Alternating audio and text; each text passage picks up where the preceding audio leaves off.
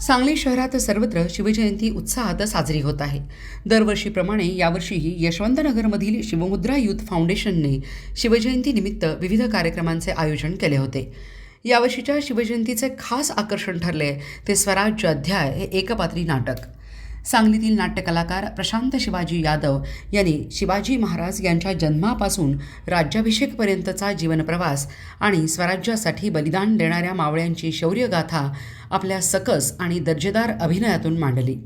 शिवप्रेमींनी या एकपात्री नाट्यप्रयोगास भरभरून अशी दाद दिली. या नाटकाची संकल्पना, लेखन, सादरीकरण प्रशांत यादव यांचे, दिग्दर्शन धीरज पलसे, तर संगीत संयोजन राजेश पोळ, विक्रांत कुलकर्णी आणि प्रणवजित कांबळे यांनी केले. यावेळी नगरसेवक चेतन सूर्यवंशी, शिवमुद्रा युथ फाउंडेशनचे शशिकांत शिंदे, विक्रमसिंह यादव, बाळासाहेब पवार, माजी उपमहापौर मोहनबापू जाधव आणि उपस्थित सर्व मान्यवर आणि शिवप्रेमींनी प्रशांत यादव यांच्या स्वराज्य अध्याय या एकपात्री नाटकाचे आणि त्यांच्या अभिनयाचे कौतुक केले.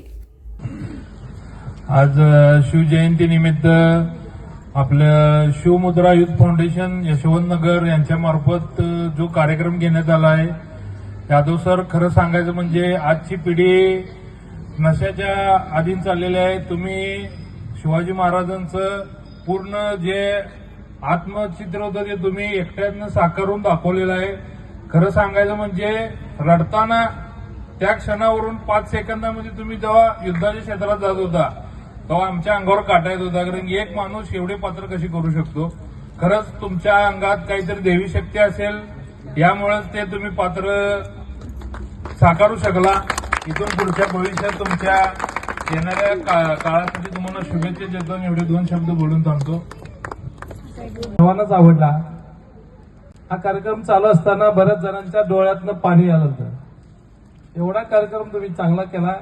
यादव साहेब, यापुढे सुद्धा आम्ही तुमचे कार्यक्रम असेच ठिकठिकाणी ठेवू आणि जनतेपर्यंत तुमचा जो शिवाजी महाराजांचा जो इतिहास आहे हे पोहोचवण्याचं काम करू.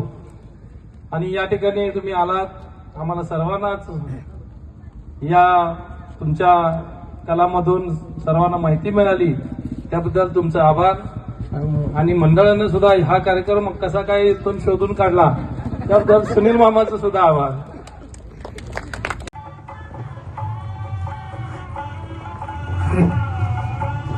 शिवनेरीच्या नगाडखान्यात सनई चौघडे वाजू लागले. काय झालं? काय झालं? अरे मुलगा झाला, मुलगा. मा जिजाऊंच्या पोटी मुघलांचा गाळ जन्माला आला, सह्याद्रीचा वाघ जन्माला आला. आई भवानीने आशीर्वाद दिला, शिवबा जन्माला आला.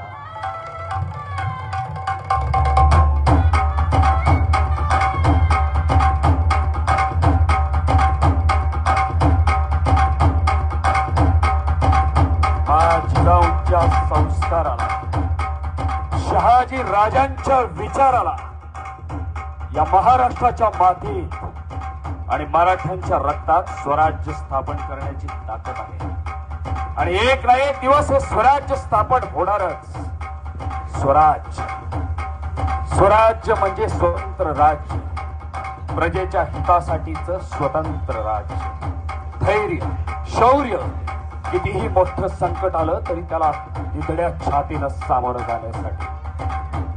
या स्वराज्यात न्यायप्रियता ही प्रजेच्या हितासाठी, प्रशासन शिस्तबद्ध, जात, धर्म, भाषा या पलीकडे जाऊन सर्वांना समान संधी, कामात शिस्त, वेळेचं महत्व आणि संघटित प्रयत्न हेच खरं स्वराज्याचं रहस्य. स्वराज्यात परस्त्री ही माते समान आमचा पहिला मुजरा त्या स्त्री जातीला. हे हिंदवी स्वराज्य स्थापन व्हावे हीच श्रींची इच्छा. या माझ्या शहाजी राजांच्या विचाराला न्याय देण्यासाठी शिवाजी जन्माला आला.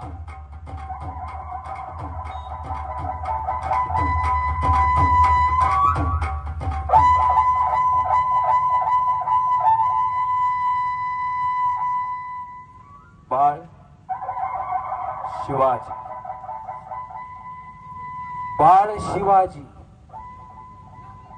एक एक मावळा जमवला, एक एक मावळा जमवला आणि रायश्वराच्या महादेवाला रक्ताचा अभिषेक केला. हे महादेव, हे शिवशंकर, हे कालभैरव, मी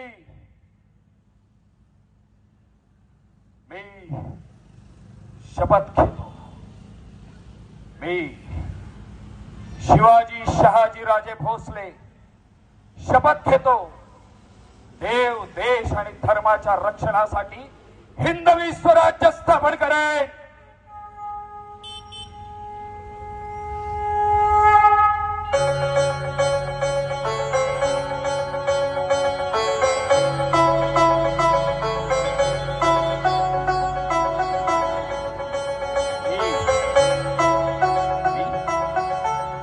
मी कान्होजी कोंडदेव, मी बाजी पळसकर, मी बाजी जेधे, मी येसाजी कंक, मी तानाजी मालुसरे. आम्ही शपथ घेतो या स्वराज्य स्थापनेची. स्वराज्य, अरे लढाई करून फक्त सत्ता मिळवता येते, स्वराज्य नाही. स्वराज्य स्थापन करायचं असेल तर इथली प्रजा सुखात राहिली पाहिजे आणि त्यासाठी माझा लाखाचा पोशिंदा शेतकरी राजा सुखात राहिला पाहिजे हे माझ्या राजाला चांगलं माहिती होतं. महाराष्ट्राच्या मातीत सोन्याचा नांगर फिरवला आणि केली स्थापना स्वराज्याची, केली पायाभरणी स्वराज्याची.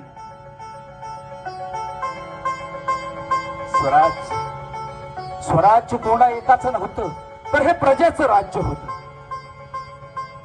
लहान असो वा थोर, शेतकरी असो वा सरदार, संत असो वा राजा, श्रीमंत असो वा गरीब, प्रत्येकाचं राज्य स्वराज्य.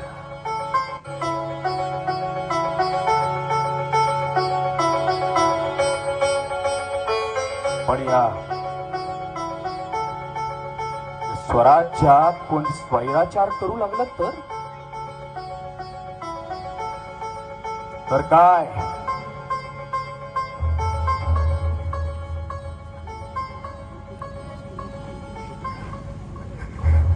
राजा, राजा, राजा,